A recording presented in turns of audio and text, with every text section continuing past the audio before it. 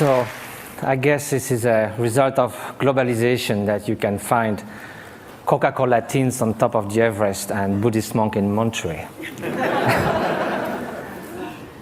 And so I just came 2 days ago from the Himalayas to your kind invitation, so I would like to invite you also for a while to the Himalayas themselves. And to show the place where meditators like me, who began with being a molecular biologist in Pasteur Institute and found their way to the mountains. So these are a few images I was lucky to take and be there. This is the Mount Kailash in eastern Tibet, wonderful setting. This is from Marlborough country.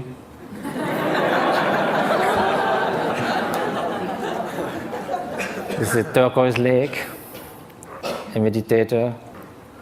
This is the hottest day of the year, somewhere in eastern Tibet, on August 1st. And the night before, we camped, and my Tibetan friends said, we're going to sleep outside. And I said, why? We have enough space in the tent. They said, yes, but it's summertime.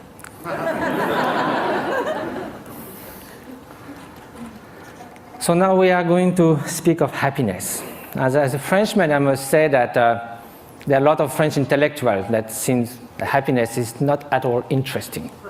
I just wrote an essay on happiness, and there was a controversy, and someone wrote an article saying, don't impose on us the dirty work of happiness.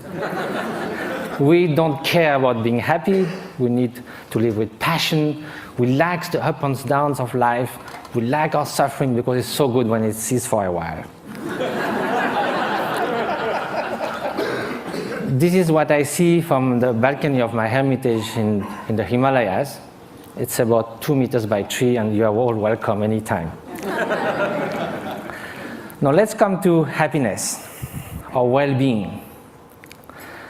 And first of all, despite what the French intellectuals say, it seems that no one wakes up in the morning thinking, may I suffer the whole day. Which means that somehow, consciously or not, directly or indirectly, in the short and the long term, whatever we do, whatever we hope, whatever we dream, somehow is related to a deep, profound desire for well-being or happiness. As Pascal said, even the one who hangs himself somehow is looking for a cessation for suffering. He finds no other way.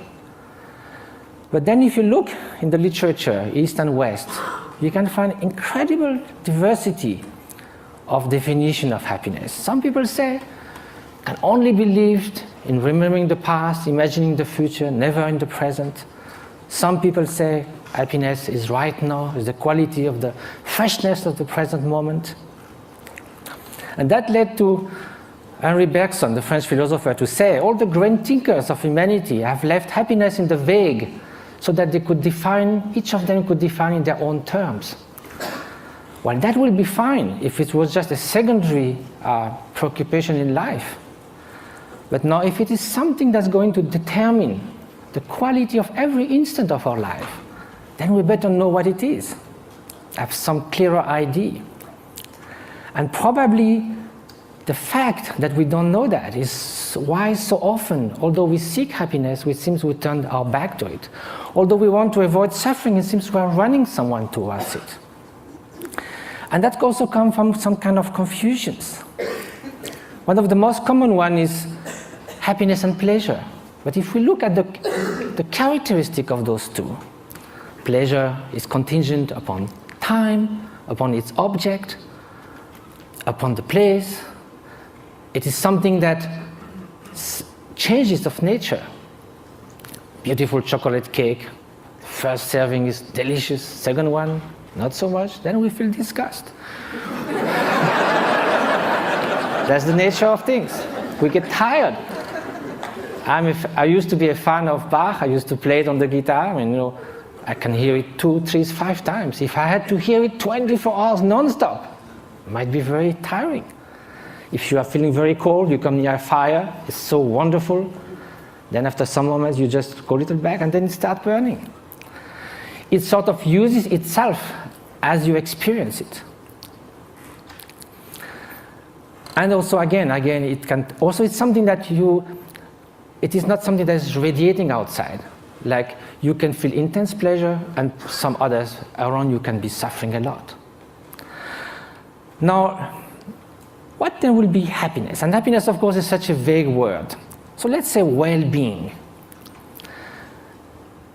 And so I think the best definition, according to the Buddhist view, is that well-being is not just a mere pleasurable sensation. It is a deep sense of serenity and fulfillment, a state that actually pervades and underlies all emotional states and all the joys of sorrows that can come one's way. Well, that might be surprising. Can we have this kind of well-being while being sad? In a way, why not? Because we are speaking at a different level. Look at the waves coming near the shore. When you are at the bottom of the wave, you hit the bottom. You hit the solid rock. When you are surfing on the top, you are all elated. So you go from elation to depression. There's no depth. Now, if you look at the high sea, there might be beautiful, calm ocean like a mirror. There might be storms, but the depth of the ocean is still there, unchanged.